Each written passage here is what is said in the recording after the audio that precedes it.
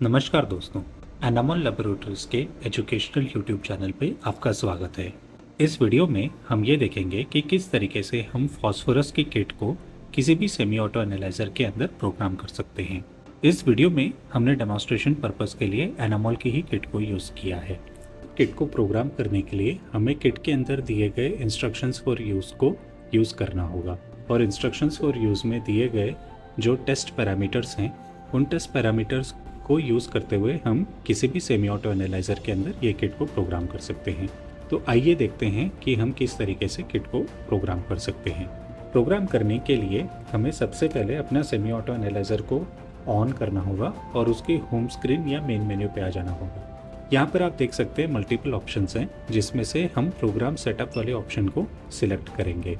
अब जैसे कि आप यहाँ पे देख सकते हैं कि यहाँ पर बहुत सारे प्रोडक्ट्स या बहुत सारे पैरामीटर को पहले से ही प्रोग्राम किया गया है।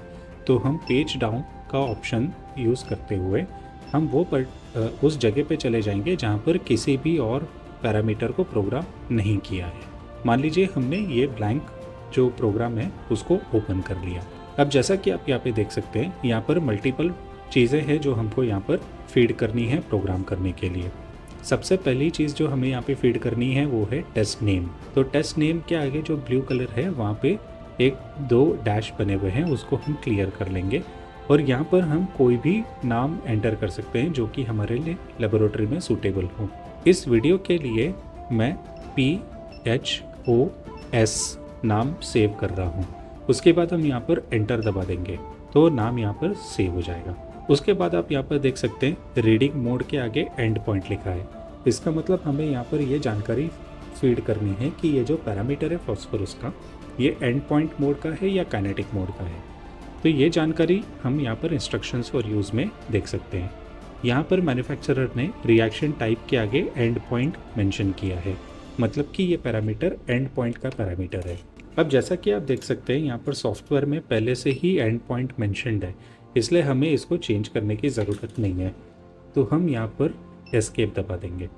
उसके बाद आप देख सकते हैं यहाँ पर डेसिमल के आगे 2 लिखा है, मतलब हम कितने डेसिमल तक रिजल्ट्स चाहते हैं। तो क्योंकि हम 2 डेसिमल तक ही रिजल्ट चाहते हैं इसलिए हम 2 को चेंज नहीं करेंगे।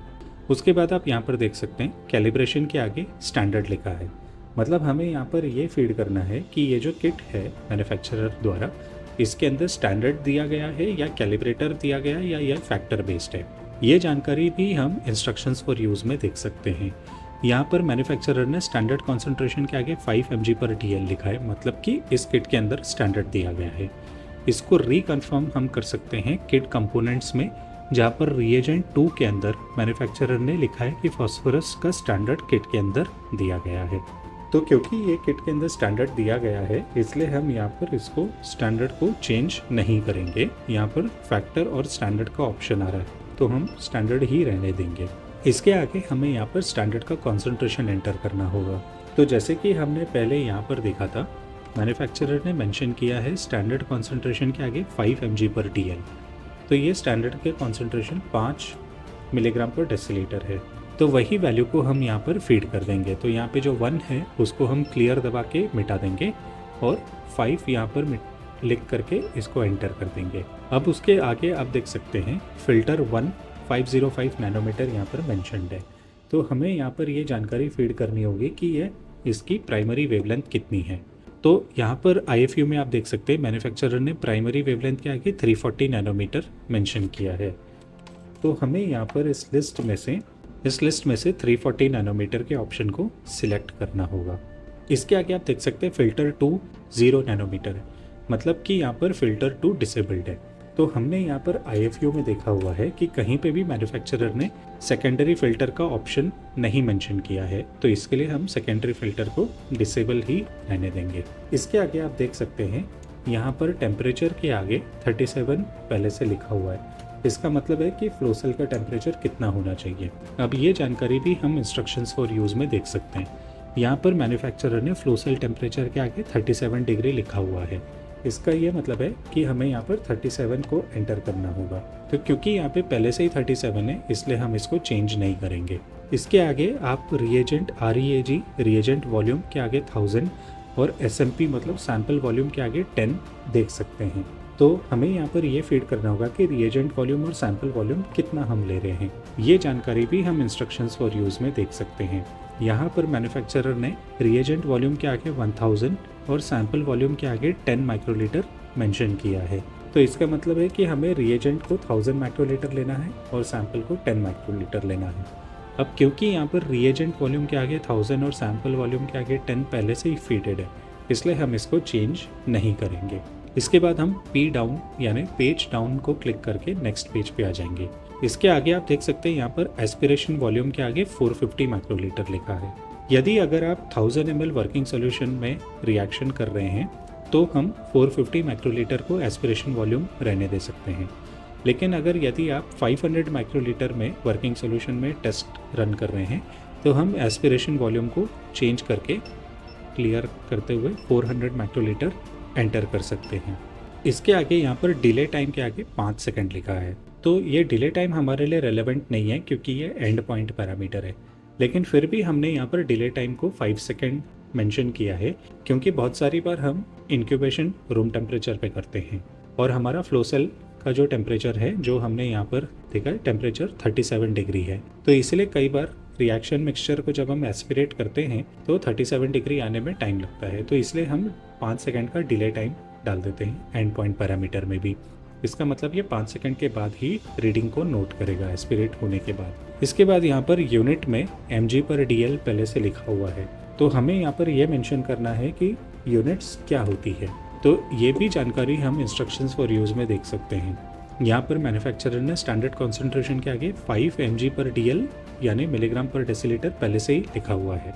तो जो भी स्टैंडर्ड का यूनिट होता है वही यूनिट हमको यहाँ पर एंटर करनी है। तो क्योंकि यहाँ पर पहले से ही mg/dl मेंशन किया गया है तो इसलिए इस ऑप्शन में से हमें mg/dl चूज़ करने की ज़रूरत नहीं है, ये पहले से ही सिलेक्टेड है। तो इसके लिए हम इसको एस्केप दबा देंगे। इसके आगे रिएक्शन डायरेक्शन के आगे INC लिखा है, मतलब इंक्रीजिंग लिखा है। ये हमारे लिए रेलेवेंट नहीं है क्योंकि ये एंड पॉइंट पैरामीटर है। इसके आगे REF-H और REF-L लिखा है। फिर REF मतलब होता है रेफरेंस वैल्यू, तो रेफरेंस वैल्यू की हाई रेंज और लो रेंज हमें यहाँ पर एंटर करनी होगी। तो वैसे तो यहाँ पर लेबोरेटरी को खुद अपनी रेफरेंस वैल्यू एस्टैब्लिश करनी चाहिए, लेकिन अगर लेबोरेटरी के पास अपनी रेफरेंस वैल्यू नहीं अवेलेबल हो तो वो रेफरेंस वैल्यू भी हम इंस्ट्रक्शंस फॉर यूज़ में देख सकते हैं। यहाँ पर मैन्युफैक्चरर ने चिल्ड्रेन और एडल्ट की अलग अलग रेफरेंस रेंज दी हुई है। तो दोनों में जो लोअर साइड है वो 3 mg/dl है और दोनों में जो हायर है वो 7 mg/dl है। तो हम 3 और 7 को यहाँ पर एंटर कर सकते हैं। तो हम यहाँ पर REF-H में हम यहाँ पर 7 एंटर कर देंगे जो हमारी हाई वैल्यू है, और रेफरेंस में लो में हम यहाँ पर 3 एंटर कर देंगे जो हमारी लो वैल्यू है। इसके आगे LIN लिमिट के आगे 1 मेंशन किया है, मतलब ये लीनियरिटी लिमिट हमें यहाँ पर एंटर करनी है। ये जानकारी भी हम इंस्ट्रक्शंस फॉर यूज़ में देख सकते हैं। यहाँ पर मैन्युफैक्चरर ने लीनियरिटी के आगे 20 mg/dl पहले से ही मेंशन किया हुआ है, तो हम यहाँ पर 20 mg/dl यहाँ पर 20 की वैल्यू हम यहाँ पर एंटर कर सकते हैं।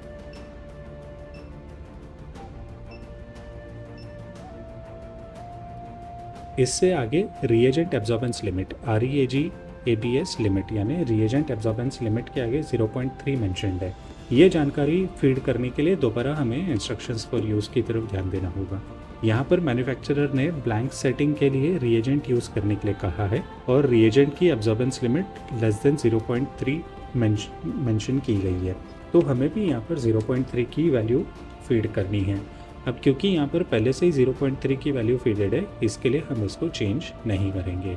यहाँ पर रिएक्शन एब्जॉर्बेंस लिमिट REAC मतलब रिएक्शन एब्जॉर्बेंस लिमिट को हम 0 रहने देंगे और कोएफिशिएंट A को हम 1 रहने देंगे, तो इसे हम चेंज नहीं करेंगे। इसके आगे हम पेज डाउन करके कोएफिशिएंट B के आगे जो 0 मेंशनड है इसको भी हम चेंज नहीं करेंगे। इसके आगे आप यहाँ पर देख सकते हैं SDH, SDM और SDL और टारगेट H, टारगेट M और टारगेट L मेंशन किया है। ये हमारे क्वालिटी कंट्रोल सीरम के लिए है। यदि अगर हम क्वालिटी कंट्रोल सीरम यूज़ कर रहे हैं या QC यूज़ कर रहे हैं तो 3 टाइप के QCs होते हैं। QC सीरा अवेलेबल है, हाई वैल्यू वाली, मीडियम वैल्यू वाली या लो वैल्यू वाली। तो अगर हम हाई वैल्यू वाली क्यूसी सीरा यूज़ कर रहे हैं तो उसकी ±2 की जो स्टैंडर्ड डेविएशन वैल्यू है वो हमें यहाँ पर एंटर करनी होगी, और जो उसका टारगेट है वो हमें यहाँ पर एंटर करना होगा। ठीक उसी तरीके से अगर हम मीडियम वैल्यू वाली क्यूसी सीरा यूज़ कर रहे हैं तो उसकी ±2 वाली SD हमें यहाँ पर एंटर करनी होगी, और उसकी टारगेट वैल्यू हमें यहाँ पर एंटर करनी होगी।